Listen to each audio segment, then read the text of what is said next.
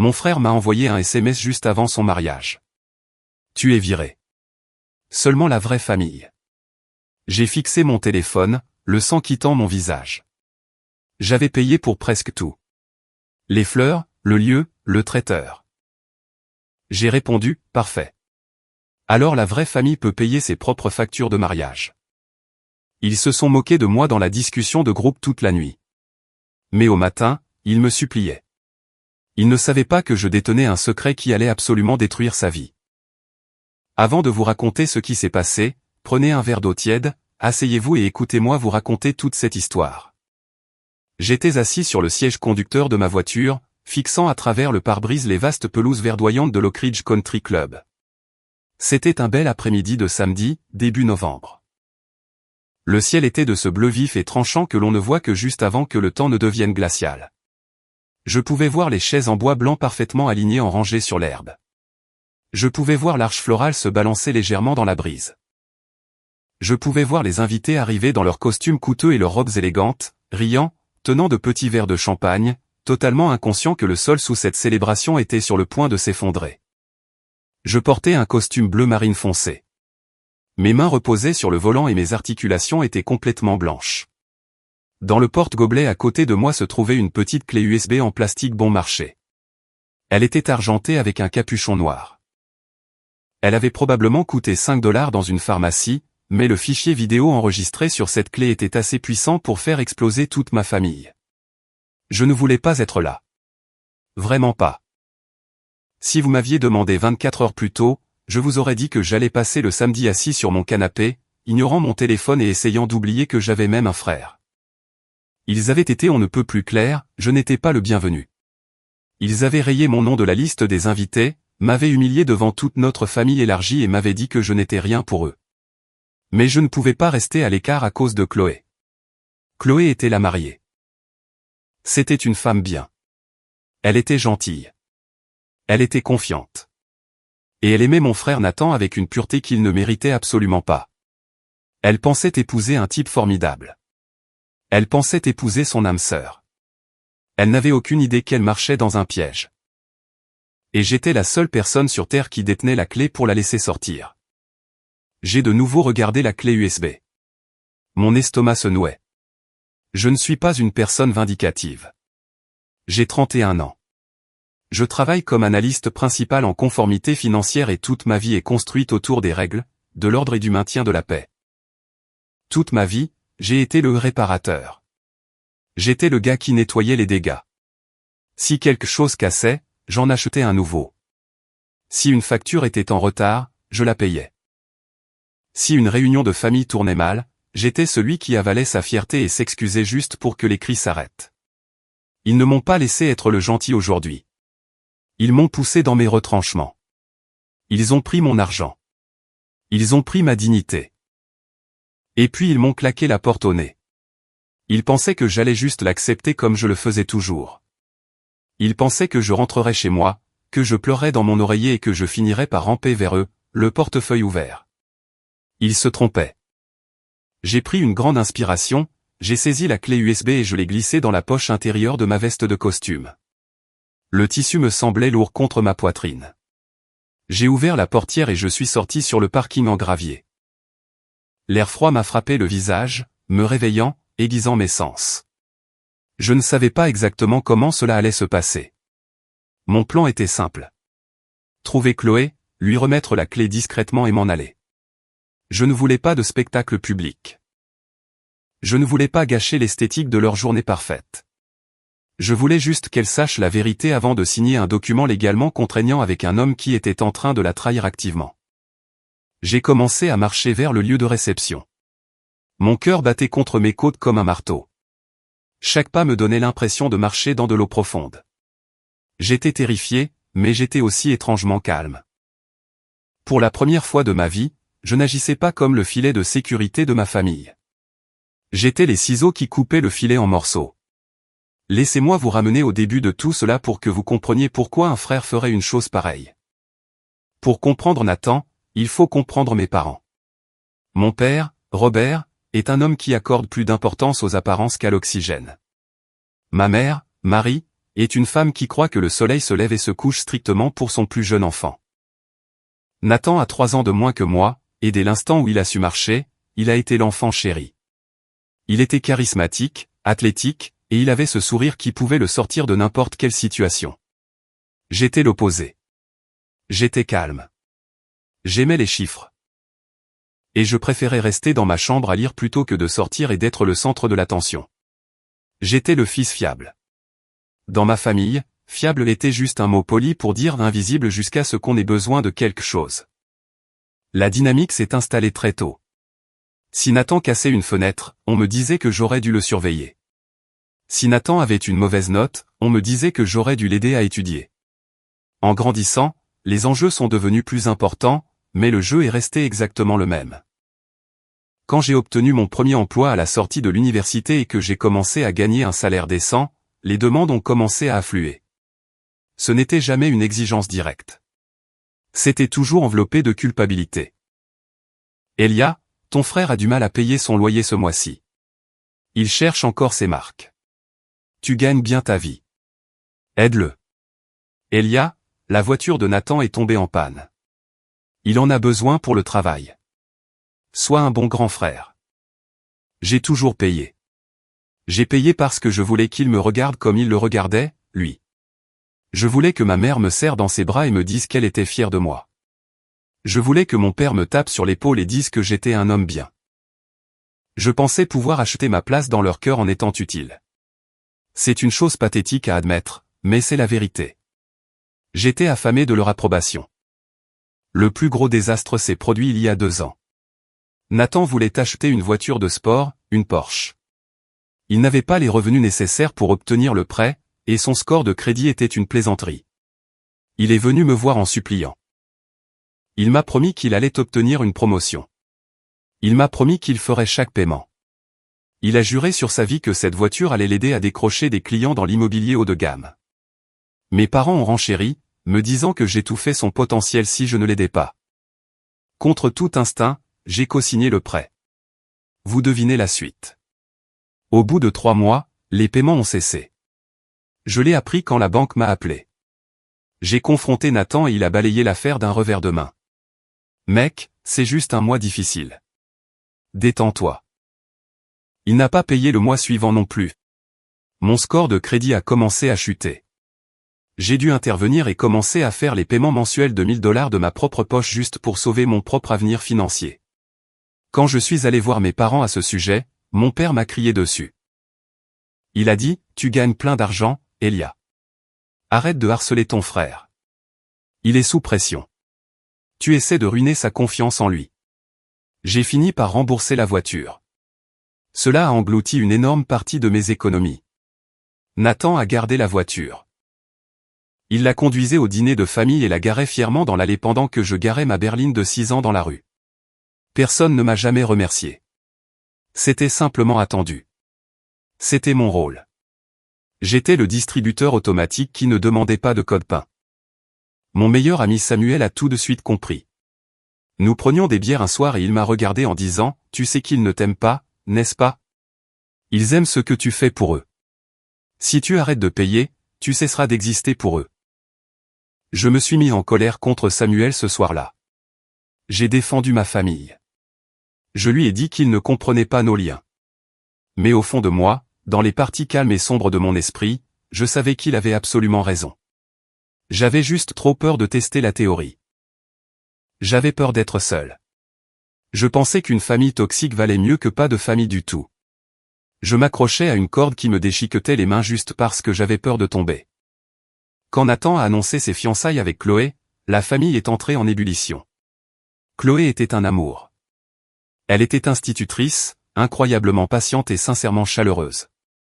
La première fois que je l'ai rencontrée, elle m'a posé des questions sur mon travail et a écouté les réponses. Elle ne regardait pas au-delà de moi pour voir ce que faisait Nathan. Je l'ai tout de suite aimé. La planification du mariage a commencé et, presque instantanément, les plaintes financières ont débuté. Nathan et Chloé voulaient un grand et beau mariage dans un vignoble, mais ils n'avaient tout simplement pas l'argent. Les parents de Chloé étaient retraités avec un revenu fixe.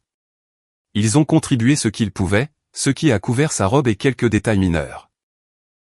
Le reste du fardeau est tombé sur ma famille, ou plus exactement, sur moi. Cela a commencé par un appel de ma mère. Elia, Nathan a le cœur brisé. Ils vont peut-être devoir se contenter d'une salle de réception bon marché. Tu sais à quel point c'est important pour lui. C'est ton seul frère. Tu as un bon salaire et tu es célibataire. Tu n'as pas d'enfant à charge. Ce serait un beau cadeau si tu pouvais aider pour la compte du lieu. J'ai transféré $5000 le lendemain. Puis est venu le traiteur. Elia, le traiteur a besoin d'un acompte de 50% d'ici vendredi sinon il perd la date. Nathan est stressé aux larmes. S'il te plaît, occupe-toi juste de cette chose. J'ai payé le traiteur. Puis le fleuriste. Nathan voulait des arrangements floraux blancs extravagants. Madame Caldwell, la fleuriste locale, avait besoin d'une avance massive. Nathan est venu chez moi pour celle-là. Il s'est assis sur mon canapé avec un air incroyablement triste et a dit, « Mec, je déteste te demander ça. Je me sens comme un raté, mais je veux offrir à Chloé le mariage de ses rêves. Je te le jure. Je vais toucher une prime énorme à la fin de l'année et je te rembourserai chaque centime. Tu es le meilleur frère qu'on puisse avoir. » Il m'a appelé le meilleur frère. C'est tout ce qu'il a fallu. J'ai signé le contrat avec Madame Caldwell et payé la compte. En octobre, mon nom figurait sur les contrats et ma carte de crédit était enregistrée pour le lieu, le traiteur, le DJ et le fleuriste. J'en avais pour près de $25 000. C'était un coup dur pour mes finances. J'ai dû retarder mes versements sur mes propres comptes de retraite. Mais chaque fois que je ressentais une pointe d'anxiété, je me disais que c'était pour la famille. Je me disais que le jour du mariage, mes parents lèveraient leur verre, me regarderaient avec fierté et reconnaîtraient ce que j'avais fait. J'imaginais mon père me tapoter l'épaule. J'imaginais Nathan me serrant dans ses bras. J'étais très impliqué dans l'organisation, aussi. Pas parce que je le voulais, mais parce que Nathan était paresseux. Si Madame Caldwell avait besoin de confirmer les centres de table, Nathan ne répondait pas au téléphone, alors elle m'appelait. Si le DJ avait besoin de faire approuver la playlist, c'était moi qui traquais Nathan pour obtenir une réponse. J'étais fondamentalement le planificateur de mariage non rémunéré finançant toute l'opération. Chloé était incroyablement reconnaissante. Elle m'a envoyé un mot de remerciement écrit à la main qui m'a vraiment ému. Elle a écrit « Nous ne pourrions pas faire cela sans toi, Elia. Tu es vraiment le pilier de cette famille. » Pendant quelques semaines, je me suis senti bien. Je me suis senti en sécurité. J'avais l'impression d'avoir enfin acheté mon ticket pour être un membre respecté de la famille. J'avais payé ma part. J'appartenais au groupe. Puis est arrivé le mardi soir chez Homegood. C'était un mardi soir, environ 3 semaines avant le mariage. J'étais dans un magasin Homegood. Le magasin sentait fort la bougie à la cannelle et le pain artificiel. J'avais un chariot et à l'intérieur se trouvait un beau et grand cadre photo argenté. Je l'achetais pour y mettre une photo de Nathan et Chloé comme petit cadeau de mariage supplémentaire. Je souriais. Je me sentais en paix. Je faisais la queue à la caisse entourée de gens achetant des coussins et des citrouilles en céramique. Mon téléphone a vibré dans ma poche. Je l'ai sorti, m'attendant à un email du travail. C'était un SMS de Nathan. 5 mots. Tu es viré du mariage. Seulement la vraie famille. J'ai arrêté de respirer. J'ai littéralement oublié comment faire entrer de l'air dans mes poumons. J'ai fixé l'écran, lisant les mots encore et encore. Tu es viré du mariage. Seulement la vraie famille. J'ai cru que c'était une blague. Une faute de frappe. Une erreur. J'ai rapidement ouvert la discussion de groupe familial. Il y avait déjà une douzaine de messages qui affluaient. Dylan, notre cousin insupportable, avait envoyé un emoji qui rit. Enfin, je pensais qu'on allait devoir supporter Monsieur Rabat-Joie tout le week-end. Tante Patricia, la sœur de ma mère, a répondu « C'est pour le mieux, Nathan. Nous voulons que l'énergie soit joyeuse et légère. » Elia plombe toujours l'ambiance. Puis Nathan a écrit « Ouais, je ne veux juste pas que son aura déprimante gâche mon grand jour. » Il agit comme s'il nous possédait juste parce qu'il a lâché quelques billets. Gardons une énergie propre. Elia ne fait plus vraiment partie de tout ça désormais. Mon cousin Wyatt est intervenu, il n'a pas payé pour la nourriture, pourtant. Nathan a répondu instantanément, ouais, eh bien, c'est son problème. Il peut considérer ça comme une déduction fiscale pour sa vie ennuyeuse. S'il se pointe, la sécurité le vire. Tante Patricia a envoyé un emoji cœur à ce message. Je suis resté planté au milieu du magasin, pétrifié. J'ai cherché le nom de ma mère dans la discussion. J'attendais qu'elle écrive. J'attendais qu'elle arrête tout ça, qu'elle réprimande Nathan, qu'elle me défende. Elle était active dans le chat. J'ai vu sa petite bulle de saisie apparaître. Ma mère a écrit, assure-toi de mettre à jour le plan de table, chérie. On peut donner la place d'Elia à l'oncle Dave. Mon cœur me faisait physiquement mal. C'était comme si on tournait un couteau brûlant au centre de ma poitrine. Pas une seule personne ne m'a défendu. Ni ma mère, ni mon père, ni mes tantes, ni mes cousins. Ils se réjouissaient activement de mon exclusion. Et la phrase « seulement la vraie famille » résonnait dans ma tête jusqu'à en devenir assourdissante. Je n'étais pas de la vraie famille. J'étais juste le portefeuille. Et maintenant que les factures étaient payées, le portefeuille était jeté. Une femme derrière moi dans la file s'est raclé la gorge. « Monsieur, la caisse est libre. » Je l'ai regardé. J'ai regardé le cadre argenté dans mon chariot. Je n'ai pas dit un mot. J'ai juste fait demi-tour, laissé le chariot tel quel au milieu de l'allée et franchi les portes de sortie. L'air froid d'octobre m'a fouetté le visage sur le parking. Je suis monté dans ma voiture et j'ai fermé la porte. Je n'ai pas démarré le moteur. Je suis juste resté assis là, dans un silence absolu. C'est un genre de silence terrifiant. Celui où vous pouvez entendre votre propre sang circuler dans vos oreilles. Je n'ai pas pleuré. J'étais trop choqué pour pleurer. La trahison était si absolue, si complète, qu'elle a court-circuité la tristesse pour devenir quelque chose de froid, de dur et de tranchant. Il pensait avoir gagné. Il pensait avoir sécurisé mon argent et avoir réussi à m'écarter du tableau. Il pensait que j'allais me terrer dans un trou et accepter mon humiliation. J'ai sorti mon téléphone. Le groupe de discussion continuait de biper avec des blagues à mes dépens. J'ai fixé le message de Nathan, il agit comme s'il nous possédait juste parce qu'il a lâché quelques billets. Mon pouce survolait l'écran. J'ai senti un basculement fondamental dans mon cerveau. Le grand frère désespéré et pathétique qui voulait juste être aimé est mort sur le siège avant de cette voiture. Quelque chose d'autre s'est réveillé. Je suis rentré chez moi entièrement en pilote automatique. Je n'ai pas allumé la radio. En entrant dans mon appartement, je n'ai pas allumé les lumières. Je suis allé directement dans mon bureau, je me suis assis et j'ai ouvert mon ordinateur portable. La lumière bleue de l'écran illuminait mon visage dans la pièce sombre. Je me suis connecté à mon portail bancaire. J'ai regardé mes comptes chèques et d'épargne. J'ai regardé les soldes de mes cartes de crédit.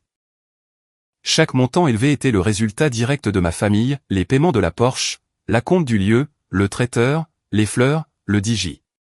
J'ai ouvert mes emails et trouvé les contrats numériques. J'ai ouvert celui du lieu de réception en premier. Là, clairement imprimé sous partie responsable de la facturation, figurait mon nom. Elia. Pas Nathan, pas Robert. Moi. Il m'avait dit que je n'étais pas de la vraie famille. Il m'avait dit que j'étais viré du mariage. D'accord, très bien. J'ai trouvé le lien d'annulation pour le lieu. Un écran d'avertissement est apparu, êtes-vous sûr de vouloir annuler cet événement? Vous perdrez votre acompte non remboursable de 20%. Ma main a légèrement tremblé sur la souris. 20%, c'était beaucoup d'argent. Annuler signifiait que je brûlais du cash. Cela signifiait que je coupais le lien de façon permanente. Une petite voix pathétique au fond de ma tête a chuchoté, si tu fais ça, ils ne te pardonneront jamais. Tu les perdras pour toujours. J'ai serré les dents. Ma mâchoire était si contractée qu'elle me faisait mal. J'ai imaginé l'émoji rire de Dylan. J'ai imaginé ma mère donnant ma place à l'oncle Dave. J'ai imaginé Nathan qualifiant ma contribution de déduction fiscale. J'ai cliqué sur « Confirmer l'annulation ». Une coche verte est apparue. Le lieu n'existait plus. Je ne me suis pas arrêté là. J'ai ouvert le portail du traiteur. J'ai cliqué sur « Annuler ». Perdre les frais?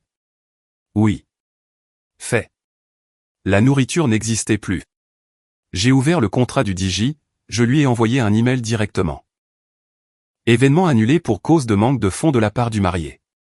Veuillez libérer la date. Envoyer. La musique n'existait plus. Puis vint Madame Caldwell, la fleuriste.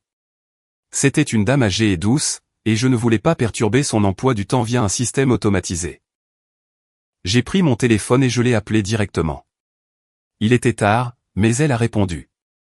Elia, est-ce que tout va bien, a-t-elle demandé, l'air inquiète. Madame Caldwell, je suis vraiment désolé de vous appeler si tard. Ma voix était d'une stabilité choquante, dénuée de toute émotion. Je dois annuler la commande de fleurs pour le mariage. Immédiatement, il y a eu un silence. Oh mon Dieu! Est-ce que le mariage a été annulé? Non, ai-je dit froidement. Le marié vient de m'informer que je ne fais plus partie de la famille et, par conséquent, mon financement pour l'événement a été définitivement retiré. Gardez la compte pour votre peine, mais ne livrez pas une seule fleur. Elia, je comprends. La commande est annulée. Je suis tellement désolé, mon cher. Merci, Madame Caldwell. J'ai raccroché. Il m'a fallu moins de 20 minutes pour démanteler systématiquement un mariage qui avait nécessité 6 mois de planification. Je me suis adossé à ma chaise. Les tremblements avaient cessé. Ma poitrine me semblait incroyablement légère, comme si une pierre massive avait été retirée de mes côtes. J'ai pris mon téléphone. La discussion de groupe était toujours active. Tante Patricia discutait maintenant de la couleur de son chapeau. J'ai tapé mon premier message de la soirée, parfait, alors la vraie famille peut couvrir ses propres factures. Je n'ai pas attendu de réponse. J'ai commencé à joindre les fichiers PDF des confirmations d'annulation. Lieu annulé. Traiteur annulé. Fleuriste annulé. DJ annulé. J'ai laissé les documents tomber dans le chat comme des obus d'artillerie. Bam. Bam. Bam. Bam. Puis j'ai tapé une dernière phrase, bonne chance avec l'énergie propre. J'ai éteint complètement mon téléphone, je l'ai jeté sur le canapé, je suis allé dans ma chambre et je me suis endormi instantanément. C'était le meilleur sommeil que j'avais eu depuis 2 ans. Quand je me suis réveillé le lendemain matin, je me suis préparé une tasse de café. J'ai pris mon temps. Je me suis tenu près de la fenêtre de la cuisine, regardant le trafic en bas, sirotant le café chaud et amer. Je me sentais totalement invincible. Puis j'ai allumé mon téléphone. Il a explosé. Les notifications ont inondé l'écran si vite que le téléphone a gelé pendant quelques secondes. 42 appels manqués, plus de 200 SMS. La discussion de groupe, qui était un club de comédie la veille, était devenue un bâtiment en flammes. J'ai fait défiler jusqu'en haut des messages du matin pour lire la progression de leur panique. Nathan, 7 heures, attends, c'est quoi ça? Elia, bordel, qu'est-ce que t'as fait? Nathan, 7h15, le lieu vient de m'envoyer un email. Ils disent que la réservation est annulée. Elia, réponds à ton foutu téléphone. Tante Patricia, 7h30, Elia, ce n'est pas drôle. Arrête de faire ton caprice. Nathan, 8h, le traiteur n'est plus là non plus. Tu es malade? Tu ne peux pas faire ça. Tu ruines ma vie. J'ai souri, un sourire froid et dur. Puis mon téléphone a commencé à sonner dans ma main. C'était ma mère. J'ai regardé l'écran s'allumer. D'habitude, je répondais à la première sonnerie, terrifié à l'idée de la mettre en colère. Cette fois, j'ai laissé sonner 4 fois avant de décrocher. Allô, ai-je dit avec désinvolture. Elia Thomas, a hurlé ma mère au téléphone. Sa voix était aiguë, complètement hors d'elle. Qu'est-ce qui ne va pas chez toi? Tu dois appeler ces prestataires tout de suite et arranger ça. Règle ça immédiatement. Je ne peux pas, ai-je dit calmement. Je ne suis pas de la vraie famille. Je ne devrais pas m'impliquer dans les affaires de famille. Arrête de faire l'enfant, a-t-elle lancé. Ton frère était juste stressé. Il évacuait la pression. On ne fait pas exploser un événement familial par dépit. Tu te comportes comme un monstre amer et jaloux. Dépit, ai-je répété, ma main se serrant sur la tasse. Maman, vous avez ri pendant qu'il m'humiliait. Vous avez donné ma place à l'oncle Dave. Je ne fais que respecter les souhaits de Nathan. Il ne voulait pas de mon aura déprimante là-bas. Maintenant, il ne l'a plus, ni mon argent. Tu ruines son grand jour parce que tes sentiments ont été blessés. Ce n'est pas toujours à propos de toi, Elia. Appelle la banque.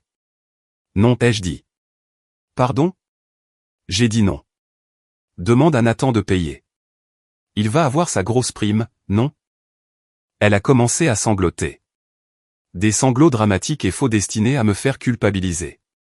Comment as-tu pu faire ça à ton propre sang? Tu déchires cette famille. C'est vous qui l'avez déchirée, maman. J'ai juste arrêté de payer le loyer de l'illusion. J'ai raccroché. Pas 2 minutes plus tard, mon père m'a appelé. J'ai répondu. Elia. La voix de mon père était basse, grondante d'autorité. La voix qui me faisait rétrécir autrefois. Tu embarrasses cette famille. Tu nous humilies devant les parents de Chloé. Je t'ordonne de rétablir ces contrats. Tu as lu le chat, papa, ai-je demandé. Tu as lu ce qu'il a dit sur moi. Les mots sont des mots. Vous êtes frères. On ne prend pas l'option nucléaire pour une blague. Il hurlait maintenant. Tu fais toujours ça. Tu tiens ton argent au-dessus de nos têtes comme une arme. Tu agis comme une ex-femme amère dans un divorce. Règle ça ou, pour l'amour de Dieu, tu es mort pour moi. J'ai laissé sa menace planer dans l'air une seconde. L'ancien moi aurait paniqué. L'ancien moi aurait imploré son pardon. Tu ne peux pas me virer, papa, ai-je dit doucement. Je démissionne. J'ai raccroché sur lui aussi. Quelques heures plus tard, Madame Caldwell m'a rappelé. Elle semblait secouée. Elia, ton frère Nathan vient d'appeler la boutique. Il criait après mon personnel. Il a essayé de nous donner ton ancien numéro de carte de crédit par téléphone pour nous forcer à rétablir la commande. Ma mâchoire est tombée. L'audace absolue. C'est passé? Non, a-t-elle dit. Je lui ai dit que la carte était bloquée et que le contrat était à votre nom. Il a menacé de me poursuivre. Je suis tellement désolé, Madame Caldwell. Veuillez bloquer son numéro. Il avait essayé de me voler. Il avait essayé d'utiliser mes anciennes données bancaires pour forcer le paiement. Les gants n'étaient plus seulement retirés, ils étaient incinérés. Plus tard dans l'après-midi, l'adrénaline a commencé à retomber, me laissant épuisé. J'étais assis sur mon canapé, faisant défiler sans réfléchir les réseaux sociaux quand un post de Chloé est apparu. C'était une photo d'elle et de Nathan datant d'il y a quelques mois. La légende disait, nous traversons une crise majeure en ce moment avec le lieu du mariage et les prestataires. S'il vous plaît, gardez-nous dans vos prières. Nathan travaille si dur pour arranger ça. Je l'aime tellement. Il est mon pilier. Mon estomac s'est noué. Elle n'en avait aucune idée. Nathan était probablement en train de monter un énorme mensonge, lui racontant que les prestataires avaient fait faillite ou que j'avais volé leur argent. Elle défendait un homme qui la manipulait activement. En regardant son visage innocent et souriant sur cette photo, un souvenir que j'avais enfoui profondément a ressurgi, un souvenir du réveillon du Nouvel An il y a presque 9 mois. Nathan avait organisé une fête dans son appartement. J'y étais, restant discret, sirotant principalement une bière dans un coin. Vers 1h du matin, la fête touchait à sa fin. Je suis allé dans le couloir sombre pour trouver les toilettes. En passant devant la chambre d'amis, j'ai entendu des voix. La porte était entr'ouverte d'environ 5 cm. La lumière était éteinte, mais le réverbère extérieur éclairait juste assez la pièce. J'ai vu Nathan et j'ai vu Jessica. Jessica était l'ex-petite amie de Nathan, une femme toxique et manipulatrice qu'il avait fréquentée à l'université. Ils étaient enlacés sur le lit. Je me suis figé dans le couloir, complètement paralysé par le choc. J'ai mis la main dans ma poche, j'ai sorti mon téléphone et j'ai tâtonné pour allumer la lampe de poche afin de voir dans le couloir sombre. Au lieu de cela, mon pouce a frappé le bouton d'enregistrement vidéo. À travers la fente de la porte, mon téléphone a enregistré exactement 18 secondes de vidéo. L'image était sombre et tremblante, montrant principalement leur silhouette, mais le son était d'une clarté dévastatrice. J'ai entendu Jessica rire, un son bas et moqueur. « Et Chloé?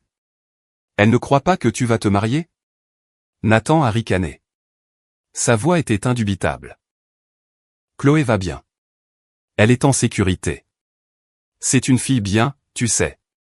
Elle est juste un filet de sécurité. Elle s'occupera de la maison et des enfants. Mais je ne l'aime pas comme je t'aime. C'est de toi que je suis fou. Elle est juste confortable. J'avais arrêté d'enregistrer, j'avais reculé silencieusement et j'avais quitté l'appartement. Je n'en avais jamais parlé à personne. Je m'étais convaincu que c'était une erreur d'ivrogne, un dérapage unique. Je m'étais convaincu que ce n'était pas à moi de gâcher leur fiançailles. J'étais un lâche. Je voulais maintenir la paix. Mais assis sur mon canapé à lire le post de Chloé disant que Nathan était son pilier, la culpabilité m'a envahi comme un raz-de-marée. Elle n'était pas son pilier. Elle était son filet de sécurité, tout comme moi. Nous n'étions tous deux que des ressources pour lui. Il allait l'utiliser, la vider, et probablement la tromper pour le reste de sa vie. J'ai ouvert le dossier caché sur mon téléphone. J'ai cliqué sur la vidéo. J'ai écouté la voix de Nathan la qualifier de filet de sécurité. Ce n'était plus seulement une question d'argent. Ce n'était plus seulement une question de vengeance parce que j'avais été exclu. Il s'agissait de sauver une femme honnête avant qu'elle ne consacre sa vie à un sociopathe. Mon téléphone a vibré. Un SMS de mon cousin Wyatt, et mec, je prends des nouvelles. C'était brutal ce que Nathan a dit. Tu vas bien? Tu ne vas rien faire de fou, n'est-ce pas? Wyatt n'avait jamais pris de mes nouvelles de sa vie.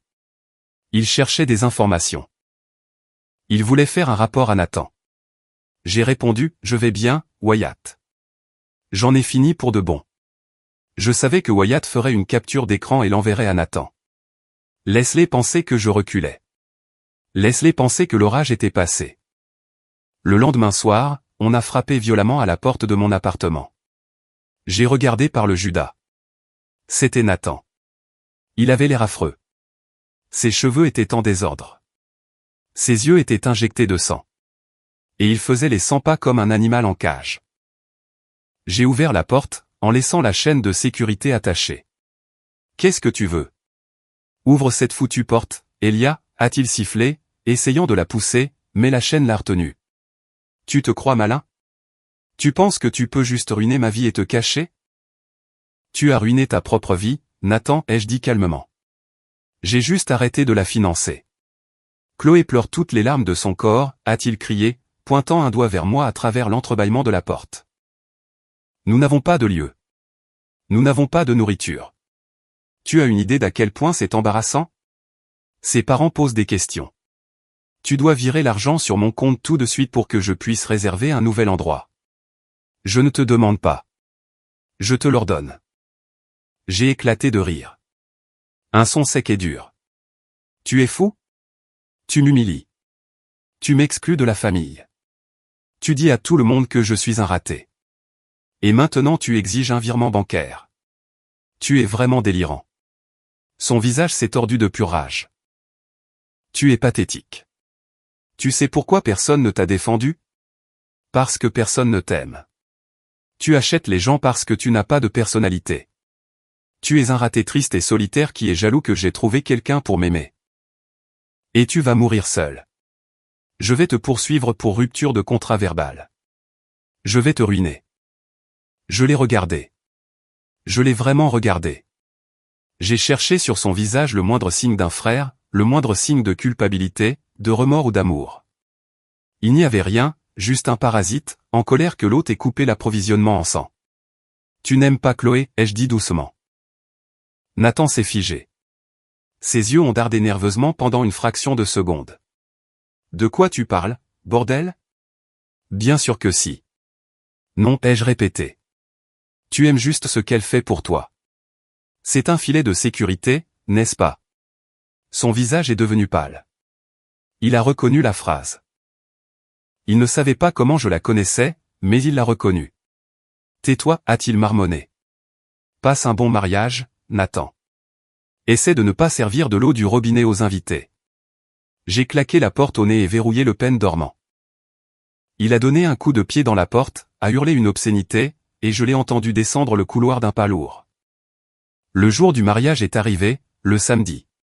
Ils avaient réussi à se débrouiller et à trouver un pavillon de parc public bon marché pour tenir la cérémonie et un restaurant miteux avec bar payant pour la réception. C'était un déclassement massif par rapport au vignoble de luxe que j'avais payé.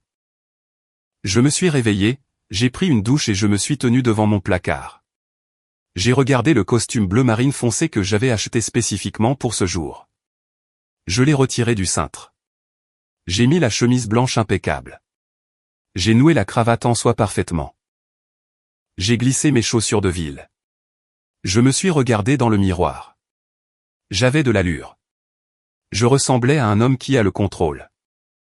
Je me suis approché de mon bureau et j'ai ramassé la petite clé USB en plastique bon marché. J'avais copié la vidéo de 18 secondes de mon téléphone sur la clé.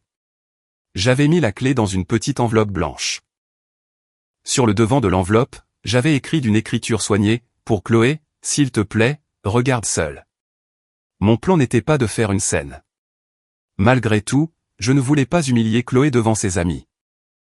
Je voulais conduire jusqu'au parc, trouver la table des cadeaux, déposer l'enveloppe dans la boîte, et partir avant même que la cérémonie ne commence. Elle l'ouvrirait le lendemain, verrait la vidéo et annulerait discrètement le mariage. Elle se sauverait d'elle-même, et mes mains resteraient propres. J'ai glissé l'enveloppe dans la poche intérieure de ma veste. J'ai pris mes clés de voiture. Alors que je roulais vers le parc, mon téléphone a vibré dans le porte-gobelet. Un texte de ma mère dans le groupe de discussion, que je n'avais toujours pas quitté, tout le monde, Nathan est une épave nerveuse. S'il vous plaît, entourez-le d'amour aujourd'hui. Et si quelqu'un voit Elia près du parc, appelez la police immédiatement. Il est déséquilibré. J'ai serré le volant plus fort. Déséquilibré. Ils prennent mon argent, me trahissent, m'insultent, et maintenant c'est moi le fou. Je me suis garé sur le parking en gravier du parc. J'ai vu les chaises en plastique bon marché installées sur l'herbe. J'ai vu les maigres arrangements floraux qu'ils avaient achetés dans une épicerie. Et j'ai vu ma famille se tenant ensemble, riant. J'ai touché l'enveloppe dans ma poche. J'allais être un fantôme. J'allais la déposer et m'enfuir. Mais en sortant de la voiture, je n'avais pas réalisé que mon père avait déjà repéré mon véhicule. Et il n'allait pas me laisser partir tranquillement. Ils allaient me forcer la main et, ce faisant, ils allaient faire exploser leur propre monde. Je suis resté là, près de ma voiture, un long moment, le gravier meuble crissant doucement sous les semelles de mes chaussures de ville. J'ai pris une profonde inspiration de l'air vif de novembre et j'ai regardé le pavillon du parc public que ma famille avait réussi à obtenir à la toute dernière minute. C'était un spectacle remarquablement morne, surtout comparé à ce qu'ils avaient initialement prévu d'avoir. Le vignoble de luxe que j'avais initialement payé offrait des collines verdoyantes, des lustres en cristal suspendus à des plafonds en bois voûté et une immense piste de danse en acajou qui brillait sous un éclairage d'ambiance chaleureux. Cet endroit avait un sol en béton fissuré avec des mauvaises herbes poussant dans les fentes, des tables de pique-nique vertes écaillées poussées sur les côtés, et quelques guirlandes lumineuses bon marché suspendues au hasard au-dessus de rangées de chaises pliantes en plastique. Ils avaient acheté de tristes bouquets de fleurs d'épicerie et les avaient fourrés dans des bocaux en verre dépareillé. Cela ressemblait exactement à ce que c'était, un plan de secours désespéré, radicalement sous-financé, mis en place par des gens qui réalisaient soudainement qu'ils devaient réellement payer pour leur propre vie. J'ai tapoté la poche intérieure de ma veste bleu marine ajustée pour m'assurer que la petite enveloppe blanche avec la clé USB était toujours là. Elle y était. Mon plan était d'une simplicité infaillible. J'allais marcher jusqu'à la table des cadeaux, déposer l'enveloppe dans la boîte à cartes, faire demi-tour, retourner à ma voiture et sortir de leur vie pour toujours. Chloé la trouverait demain matin.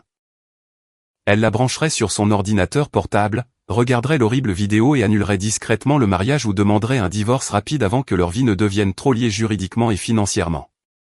C'était une sortie propre. C'était une sortie discrète. J'essayais de la sauver sans devenir le méchant de la journée.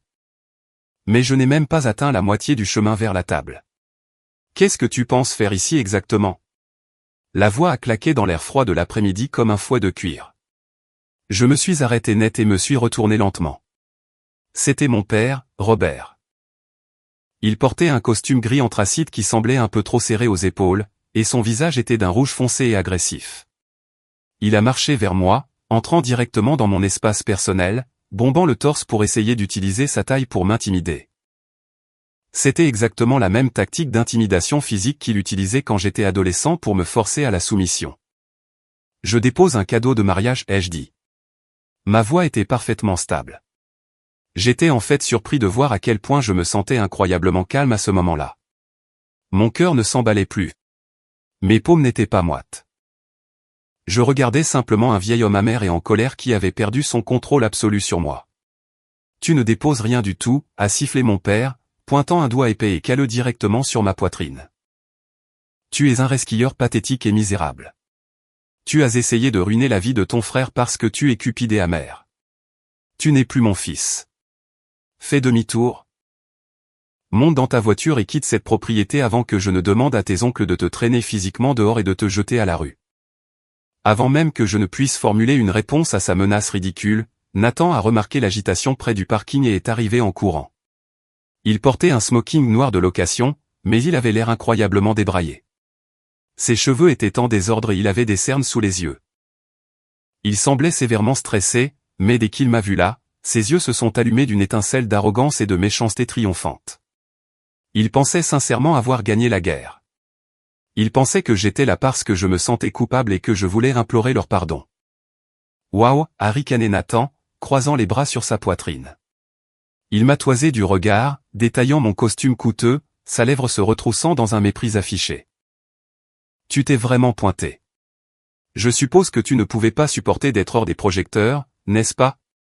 Il fallait que tu viennes ramper et voir à quoi ressemble une vraie célébration familiale sans ton énergie déprimante pour nous plomber.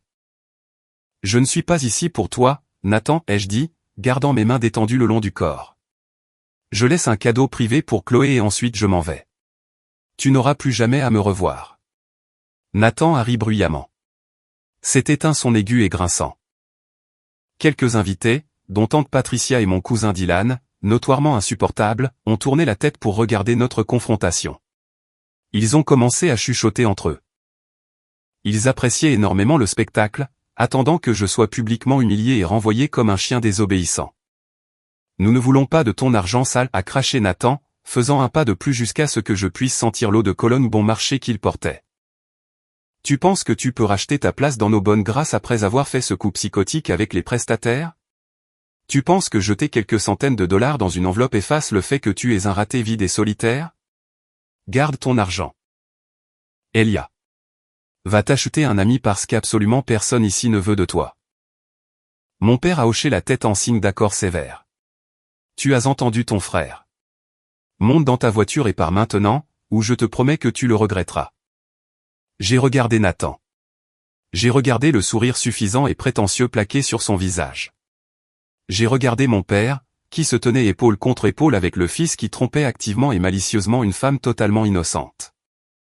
Il n'allait pas me laisser déposer l'enveloppe dans la boîte. Si je la mettais là-dedans, Nathan irait simplement la repêcher et la jetterait à la poubelle dès que j'aurais le dos tourné. Il contrôlerait tout le récit. Il dirait à Chloé que j'avais laissé un mot méchant et menaçant. Il garderait avec succès son filet de sécurité financier et elle serait piégée dans une vie misérable, totalement aveugle à la terrible vérité.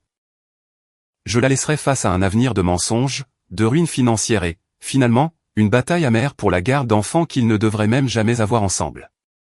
J'ai réalisé à cette seconde précise que jouer le grand frère calme, respectueux et mature n'allait tout simplement plus fonctionner. Le silence est l'arme principale sur laquelle comptent les personnes toxiques. Il parie entièrement sur vos bonnes manières. Il parie sur le fait que vous ne ferez pas de scène publique pour les exposer. Tu sais quoi? Tu as raison, ai-je dit doucement. Le sourire de Nathan s'est élargi, pensant que je reculais enfin. Content qu'on soit d'accord sur quelque chose. Maintenant, dégage avant que j'appelle les flics pour violation de propriété. Je ne laisserai pas l'enveloppe, ai-je dit. J'ai mis la main dans la poche intérieure de ma veste, mais je n'ai pas sorti la clé USB en plastique. J'ai sorti mon smartphone. Je ne me suis pas retourné pour retourner à ma voiture. Au lieu de cela, j'ai marché droit devant mon père et Nathan, heurtant durement l'épaule de Nathan avec la mienne en passant. Je me suis dirigé directement vers la petite table pliante à l'avant où ils avaient installé un système de sonorisation de location. C'était une installation de haut-parleurs Bluetooth remarquablement bon marché avec un microphone sans fil posé dessus. Il n'avait plus de DJ professionnel parce que j'avais annulé son contrat. Donc, ils utilisaient simplement un câble auxiliaire et une connexion Bluetooth à partir d'un iPad emprunté pour jouer la musique de la procession. Et, où est-ce que tu penses aller, a hurlé mon père, se précipitant derrière moi et attrapant mon épaule d'une poigne de fer. J'ai repoussé sa main avec une force soudaine et explosive qui l'a fait reculer de quelques pas. Les invités au premier rang sont devenus complètement silencieux. Personne dans cette famille ne m'avait jamais vu en venir aux mains avec mon père. Personne ne m'avait jamais vu repousser violemment son autorité. J'ai atteint la table audio. J'ai saisi l'iPad qu'ils utilisaient, j'ai balayé pour quitter leur application de streaming musical et je suis allé directement dans les paramètres Bluetooth. Comme c'était un haut-parleur commercial bon marché, il n'avait pas de code de sécurité. Il m'a fallu exactement 3 secondes pour déconnecter leur iPad et coupler mon propre téléphone au système. Nathan a réalisé exactement ce que je faisais, même s'il ne savait pas ce que j'avais l'intention de diffuser.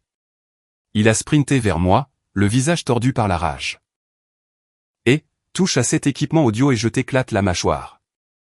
Elia, arrête de toucher à ça. Tu veux que tout le monde ici sache la vérité sur moi, Nathan, ai-je hurlé en retour, ma voix résonnant à travers le parc sans même avoir besoin du microphone. Laissons-les entendre l'absolue vérité sur toi d'abord. J'ai ouvert le dossier caché protégé par mot de passe sur mon téléphone. J'ai appuyé sur le fichier vidéo intitulé « Réveillon du Nouvel An ». J'ai monté le volume multimédia de mon téléphone au maximum et j'ai appuyé sur lecture. L'audio a explosé à travers les grands haut-parleurs de location, résonnant bruyamment à travers le parc ouvert, rebondissant sur les arbres environnants et frappant les oreilles de chaque personne assise sur ces chaises en plastique bon marché. D'abord, il y a eu le son distinct d'une femme qui rit. C'était la voix de Jessica, aiguë, moqueuse et incroyablement cruelle. « Et Chloé ? Elle ne croit pas que tu vas te marier ?» La foule entière a eu un hoquet de surprise collectif. Une vague de murmures choqués a parcouru l'assistance. J'ai regardé vers l'arrière de l'allée herbeuse. Chloé se tenait là dans sa belle robe de mariée blanche, tenant le bras de son père, attendant patiemment que la musique traditionnelle commence pour qu'elle puisse descendre l'allée. Elle s'est figée complètement sur place. Ses yeux se sont agrandis de confusion et d'une horreur naissante. Puis la voix de Nathan a retenti dans les haut-parleurs massifs. Elle était forte, parfaitement claire et dégoulinante d'une arrogance insupportable. Chloé va bien. Elle est en sécurité. C'est une fille bien, tu sais. Elle est juste un filet de sécurité. Elle s'occupera de la maison et des enfants. Mais je ne l'aime pas comme je t'aime. C'est de toi que je suis fou. Elle est juste confortable. La courte vidéo s'est terminée. Les 18 secondes d'audio dévastateur se sont arrêtées brusquement. Le silence qui s'est abattu sur ce parc public a été le silence le plus lourd et le plus étouffant que j'ai jamais connu de toute ma vie. C'était comme si tout l'oxygène avait été aspiré de l'atmosphère. On pouvait entendre le bruit lointain des voitures sur l'autoroute. On pouvait entendre le vent agiter les feuilles, mais personne ne respirait. J'ai regardé Nathan directement. Son visage avait perdu la moindre once de couleur. Il ressemblait à un cadavre réanimé. Sa mâchoire était pendante, sa bouche ouverte, et ses yeux étaient écarquillés par une terreur pure et sans mélange. Il a regardé les haut-parleurs noirs, puis moi, et enfin, lentement, agonisant, il a tourné la tête pour regarder le fond de l'allée où se tenait sa fiancée. Chloé tremblait violemment. Elle a lâché son bouquet d'épicerie sur l'herbe, les fleurs bon marché s'éparpillant sur le sol. Son père, un homme imposant et incroyablement intimidant qui avait travaillé des décennies dans la construction commerciale, a lâché son bras. Il a fait craquer son cou, a serré les poings si fort que ses articulations sont devenues d'un blanc pur, et a commencé à remonter l'allée centrale vers Nathan avec le pas résolu d'un exécuteur. « Chloé, attends » a bégayé Nathan. Sa voix était complètement pathétique, réduite à un couinement aigu et désespéré. Il a levé les mains dans un geste de reddition, reculant de l'autel. « Chloé, s'il te plaît, ce n'est pas ce que tu penses. C'est vieux. Cet audio a été manipulé. Il a simulé ça. » Il a pointé un doigt tremblant violemment vers moi, des larmes de panique perlant dans ses yeux. Il l'a simulé. Elia a engagé quelqu'un pour faire un clone de voix paria. Il essaie juste de nous ruiner parce qu'il est jaloux. Personne n'y a cru. Pas une seule personne dans cette foule ne l'a cru une seconde. L'inflexion, le phrasé spécifique, le rire. C'était indéniablement Nathan. Chloé n'a pas pleuré. C'était la partie la plus incroyable et la plus puissante de toute la scène. Elle ne s'est pas effondrée en sanglots. Elle n'a pas crié. Elle l'a regardé avec une expression de dégoût pur et concentré. Elle a soulevé la jupe lourde de sa robe de mariée, a marché droit devant son père et s'est dirigée directement vers l'autel, ignorant totalement les murmures choqués des invités.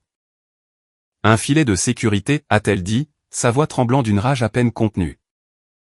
Tu as utilisé mes économies personnelles pour rembourser tes cartes de crédit le mois dernier. Tu m'as dit que tu avais besoin d'aide à cause d'une erreur bancaire. Tu m'as dit que j'étais ton égal, ta partenaire. Je suis ton partenaire, a supplié Nathan, tombant soudainement à genoux. Il est littéralement tombé à genoux dans la poussière dans son smoking bon marché, agrippant l'ourlet de sa robe. Je t'aime. C'était une erreur stupide. C'était juste Jessica. Elle ne signifiait absolument rien pour moi, je le jure devant Dieu. Il a avoué, là, devant une centaine de personnes. Dans sa panique aveugle, il a admis que c'était Jessica dans l'enregistrement. Il a définitivement prouvé que la bande était entièrement réelle et a détruit sa propre défense fragile sur l'IA. Le père de Chloé a fini par atteindre l'hôtel. Il n'a pas crié. Il n'a pas porté de coups physiques, bien que je sache qu'il en mourait d'envie. Il a juste regardé Nathan agenouillé dans l'herbe et a dit dans un grognement bas et terrifiant, « Si tu contactes à nouveau ma fille, je te promets qu'on ne retrouvera jamais ton corps. » Puis il a doucement pris Chloé par les épaules, l'a retournée et l'a raccompagnée dans l'allée. Ces 4 demoiselles d'honneur ont suivi immédiatement, lançant des regards noirs à Nathan en passant. Tout le côté de la famille de la mariée s'est levé d'un seul bloc et a commencé à marcher silencieusement vers le parking. C'était un exode massif. Le mariage était officiellement terminé. Ma mère a rompu le silence. Elle a couru du premier rang, tombant à genoux à côté de Nathan dans la poussière, l'entourant de ses bras et essayant de le protéger des regards. Elle m'a regardé, le mascara coulant sur son visage entraîné sombre. « Comment as-tu pu faire ça ?» a-t-elle hurlé, la voix brisée. « Tu as ruiné sa vie. Tu as ruiné notre famille. Tu es un monstre. » Je me tenais près du système de sonorisation. J'ai calmement déconnecté mon téléphone du Bluetooth et je l'ai glissé dans ma poche. « Je n'ai rien ruiné, maman, ai-je dit calmement, m'assurant que ma voix portait par-dessus ses sanglots. Je vous ai juste enfin montré qui vous avez farouchement protégé toutes ces années. Ce n'est pas un enfant chéri. C'est un parasite, et j'ai enfin fini de le nourrir de mon sang. Je me suis retourné et j'ai quitté l'hôtel. J'ai marché lentement dans l'herbe, devant les chaises blanches complètement vides du côté de la mariée, et je me suis dirigé droit vers ma voiture. Pas une seule personne n'a essayé de m'arrêter. Ni mon père en colère, ni ma tante Patricia bruyante, ni mon cousin agressif Dylan. Les mêmes personnes qui avaient passé toute la nuit précédente à m'éreinter dans un chat de groupe, me traitant de raté pathétique et me disant que je n'étais pas de la vraie famille, m'ont juste regardé partir dans un silence de stupeur absolue. Ils n'avaient plus absolument rien à dire. Tout leur château de cartes venait de s'effondrer violemment devant eux, et ils avaient le souffle coupé. J'ai atteint ma voiture, déverrouillé les portières et me suis glissé sur le siège conducteur. J'ai fermé la lourde porte, étouffant instantanément les sons faibles et pathétiques de ma mère qui pleurait au loin. J'ai agrippé le volant à 2 mains. Je suis resté assis là 1 minute, attendant le contre-coup émotionnel. Je m'attendais à me sentir incroyablement triste. Je m'attendais à ressentir une vague massive de culpabilité ou de remords, ou même une véritable crise de panique. Je venais de faire exploser une bombe nucléaire au milieu de ma propre famille. J'avais provoqué un spectacle public massif. Tout ce que mon père m'avait toujours mis en garde de ne pas faire, je venais de le faire avec une efficacité brutale. Mais alors que je mettais la clé dans le contact et démarrais le moteur, la seule chose que j'ai ressentie a été un soulagement profond. C'était un soulagement viscéral, profond jusqu'aux os. Le genre de soulagement physique que l'on ressent quand on pose enfin un sac à dos rempli de briques de plomb que l'on porte sur une montagne escarpée depuis 30 ans. Je n'étais plus le filet de sécurité. Je n'étais plus la banque fiable. Je n'étais plus le punching ball émotionnel. J'étais juste Elia. Et pour la première fois de toute ma vie d'adulte, j'étais complètement et totalement libre. J'ai passé la première, je suis sorti du parking en gravier et je me suis inséré sur l'autoroute principale, retournant vers la ville. Je n'ai pas regardé une seule fois dans le rétroviseur. Le temps que je rentre enfin à mon appartement, le soleil commençait à se coucher, jetant de longues ombres oranges sur mon salon. Je suis entré, j'ai enlevé ma veste de costume et je l'ai jetée négligemment sur le canapé. J'ai sorti mon téléphone de ma poche. Comme prévu, l'écran était une zone de guerre de notifications. Mon père m'avait laissé 3 messages vocaux incroyablement longs. J'ai décidé d'écouter le premier juste pour confirmer ce que je savais déjà. Sa voix tremblait d'une fureur incontrôlable. Tu es une honte absolue. Tu as humilié cette famille devant toute la ville. Les parents de Chloé exigent légalement que nous les remboursions pour la robe et leurs frais de voyage. Nathan est complètement détruit et suicidaire. Tu es complètement rayé de mon testament dès demain matin. Tu ne verras pas un seul centime de ton héritage. Ne nous contacte plus jamais. Espèce de sale bâtard. J'ai supprimé le message vocal immédiatement. Je n'ai même pas pris la peine d'écouter les deux autres. La menace de perdre un héritage était franchement risible. Ils n'avaient pas de véritable argent de toute façon. Ils comptaient presque entièrement sur le mien pour maintenir leur train de vie. Puis vint le barrage de SMS de tante Patricia me disant que j'avais besoin d'une aide psychiatrique immédiate et d'un exorcisme. Des SMS de Dylan me traitant de traître qui méritait de mourir seul. Je n'ai répondu à aucun d'entre eux. Au lieu de cela, je suis allé dans les paramètres de mon téléphone et j'ai commencé à bloquer les numéros systématiquement. J'ai bloqué mon père. J'ai bloqué ma mère. J'ai bloqué Nathan, Patricia, Dylan, Wyatt, et chaque parent éloigné qui m'avait déjà demandé une faveur ou pris leur parti.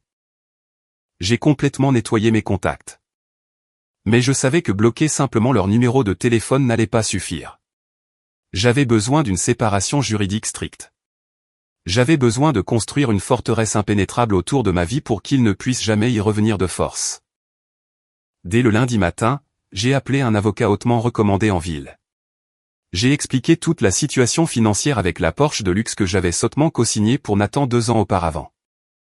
Mon avocat m'a informé que, puisque j'étais le principal financier sur les papiers et que Nathan avait complètement fait défaut sur sa part de l'accord verbal et écrit, j'avais plein droit légal de reprendre possession du véhicule. Nous avons rédigé une lettre de mise en demeure formelle et agressive exigeant que Nathan remette le véhicule à un concessionnaire spécifique d'ici vendredi pour qu'il soit vendu afin que je puisse récupérer mes pertes financières. Sous peine de poursuites judiciaires immédiates pour vol aggravé et fraude financière. C'était une décision froide, incroyablement calculée, mais ma famille avait passé 30 ans à m'apprendre exactement comment être froid. En l'espace de 4 jours, Nathan a déposé la voiture chez le concessionnaire. Il n'a même pas essayé de se battre.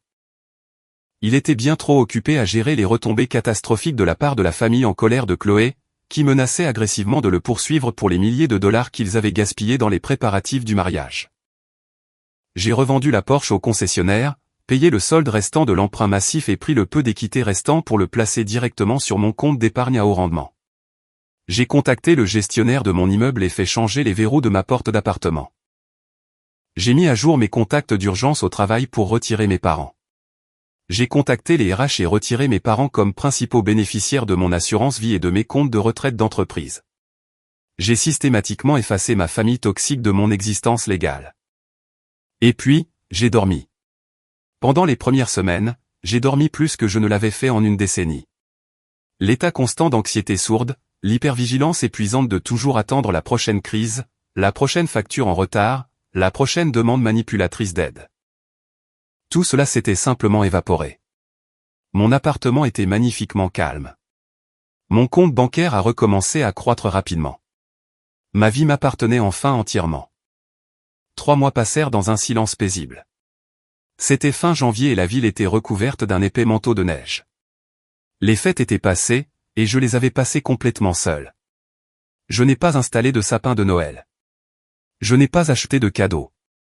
Je n'ai assisté à aucune fête gênante. J'ai juste travaillé dur, je suis allé à la salle de sport, j'ai cuisiné des repas sains et j'ai profité de la paix et du calme absolu d'une vie totalement dénuée de drame. Un soir de gel, je suis rentré du bureau et j'ai vérifié ma boîte aux lettres métalliques dans le hall. Il y avait une petite enveloppe de haute qualité, de couleur crème, mélangée aux factures de services publics et aux publicités d'épicerie.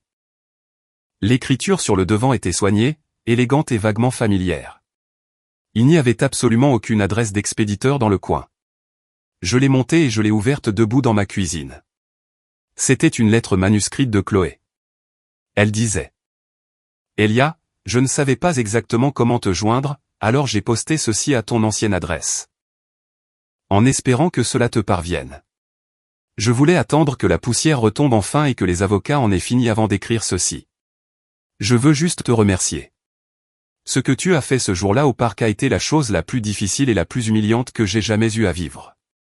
Mais avec le recul, c'était aussi le plus beau cadeau que quelqu'un m'ait jamais fait. Tu m'as littéralement sauvé la vie. J'étais entièrement aveuglé par l'amour et je marchais avec enthousiasme vers un cauchemar. Après que le mariage a explosé, j'ai engagé un enquêteur et j'ai découvert la terrifiante vérité sur ses finances. Nathan essayait secrètement de falsifier des documents pour convaincre une banque de le laisser contracter une énorme deuxième hypothèque sur ma maison de ville pour rembourser ses dettes de cartes de crédit cachées et pour financer la lune de miel de luxe qu'il m'avait promise. Il allait me ruiner complètement et détruire mon crédit avant même que nous soyons légalement mariés. Il a dit à tout le monde en ville que tu étais le frère fou et jaloux. Mais tu as été la seule personne assez courageuse pour dire la vérité. Je sais exactement ce qu'il t'en a coûté de tenir tête à tes parents ainsi. Je sais que tu as perdu toute ta famille ce jour-là, mais sache s'il te plaît que tu as fait exactement ce qu'il fallait. Tu es un homme vraiment bon. Elia. Tu as protégé une étrangère quand ton propre sang ne l'a pas fait. Je te souhaite tout le meilleur dans la vie. Avec une gratitude infinie, Chloé. Je suis resté dans ma cuisine à lire cette lettre 3 ou 4 fois jusqu'à ce que les mots deviennent flous. Une boule s'est formée dans ma gorge. Et pour la première fois depuis que tout ce cauchemar avait commencé, j'ai pleuré. Je n'ai pas pleuré pour mes parents. Et je n'ai certainement pas pleuré pour Nathan. J'ai pleuré parce que le lourd fardeau persistant de culpabilité que je portais secrètement. Cette petite voix irrationnelle chuchotant que j'étais peut-être vraiment un monstre terrible pour avoir ruiné un mariage. C'est enfin tu complètement. Je l'avais sauvé. Et en la sauvant, je m'étais enfin sauvé moi-même. Cette lettre puissante a été le catalyseur exact dont j'avais besoin pour enfin commencer à guérir mon esprit correctement. La semaine suivante, j'ai pris un premier rendez-vous avec un thérapeute agréé. Je savais que j'avais des problèmes profonds, complexes et non résolus. On ne passe pas 30 ans à agir comme un distributeur automatique humain pour des gens qui vous méprisent activement sans développer de sérieuses cicatrices psychologiques et des problèmes de codépendance. Mon thérapeute était un homme âgé brillant nommé Dr Harris. Il n'édulcorait pas les choses et il ne me laissait pas jouer les victimes. Lors de notre 3e séance intense, je me déchaînais avec colère contre mes parents. Je lui parlais du fonds d'études massif que mes parents m'avaient promis quand j'étais au lycée, qu'ils avaient ensuite secrètement vidé pour payer les frais de scolarité coûteux de Nathan hors de l'État, me laissant contracter des prêts étudiants massifs que j'avais mis des années à rembourser. Je ne comprends tout simplement pas pourquoi il ne pouvait pas m'aimer exactement de la même manière qu'il l'aimait, lui, ai-je dit, fixant les motifs sur le tapis de son bureau.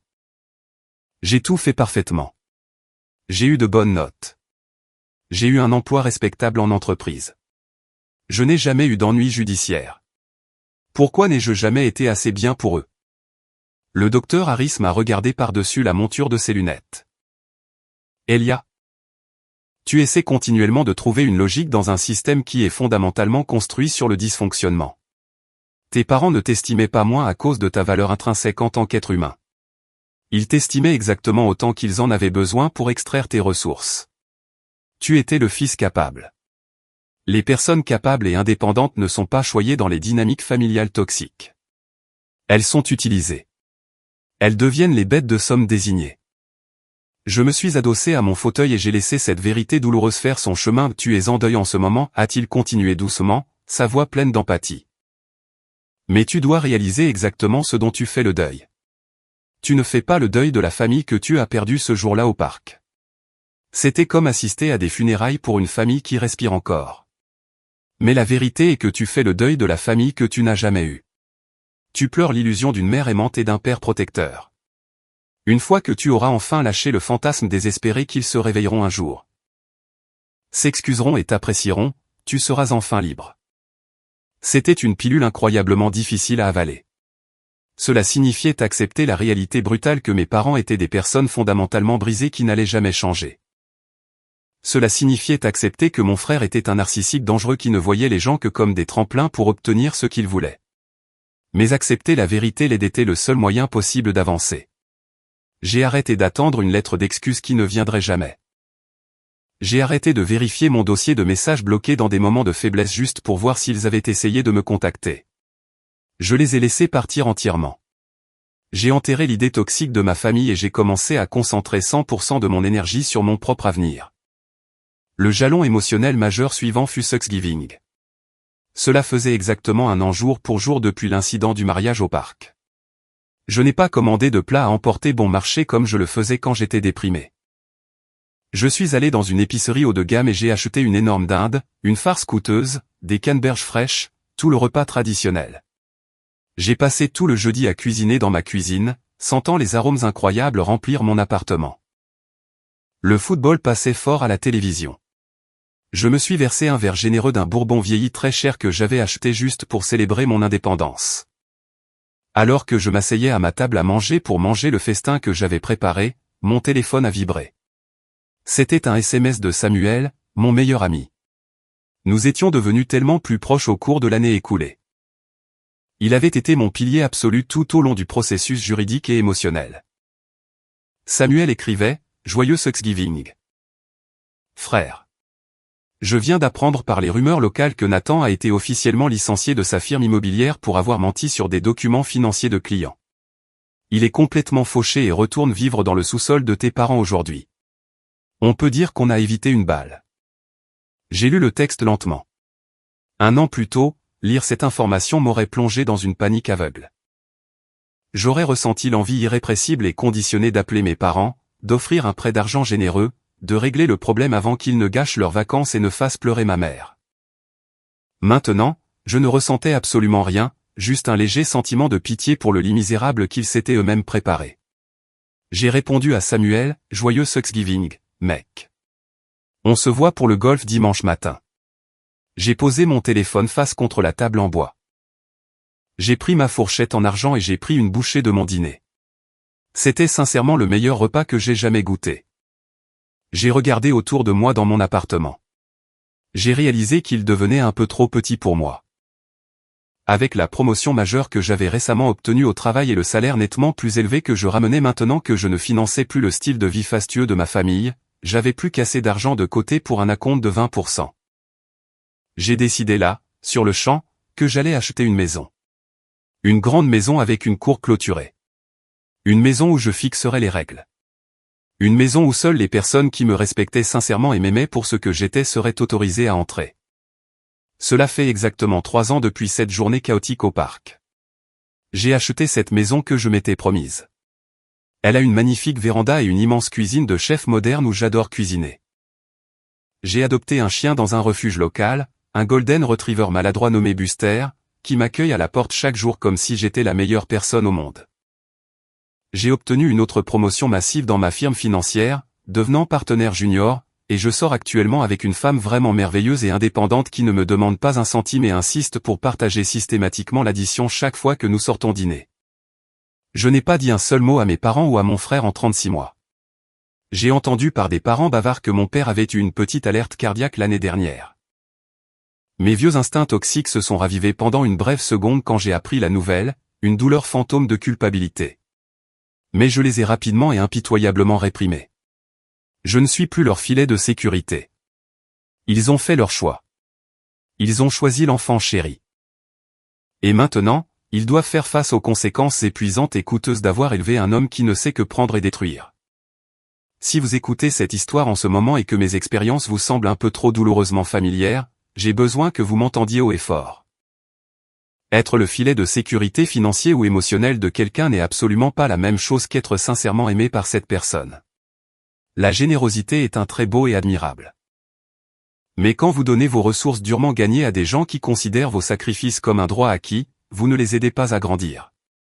Vous participez activement à votre propre destruction. On ne peut tout simplement pas acheter la loyauté. On ne peut pas acheter le respect. Et on ne peut absolument pas acheter une place dans une famille qui insiste pour vous faire gagner votre siège à table chaque jour avec votre portefeuille. Si vous vous retrouvez à payer constamment la facture juste pour maintenir une paix fragile, arrêtez de payer. Laissez la paix voler en 1 million d'éclats. Regardez avec quelle rapidité leur prétendu amour se transforme en une colère vicieuse quand vous dites enfin le mot « non ». Cette colère est la seule preuve dont vous aurez jamais besoin que vous avez pris exactement la bonne décision. Partez. Construisez votre propre vie magnifique parce que la paix que vous trouvez en étant seul dans une pièce vide vaut 100 fois plus que d'être assis à une table bondée de gens qui ne vous apprécient que pour ce que vous pouvez leur donner. Merci d'être resté et d'avoir écouté mon histoire aujourd'hui. Je sais qu'elle était lourde et compliquée, mais c'est mon honnête vérité et j'espère vraiment qu'elle a résonné en vous d'une manière significative. Vous êtes-vous déjà retrouvé dans une situation similaire avec un membre de votre famille toxique ou un partenaire qui ne voulait que vous utiliser à ses propres fins? Comment avez-vous fini par vous libérer? Je veux lire vos expériences ci-dessous dans la section des commentaires. Et si vous écoutez encore en ce moment, tout à la fin de cette vidéo, vous faites partie d'un groupe très exclusif. Je veux que vous alliez dans les commentaires et que vous tapiez la lettre W, qui signifie winner, vainqueur. C'est notre code secret pour le club des 1%.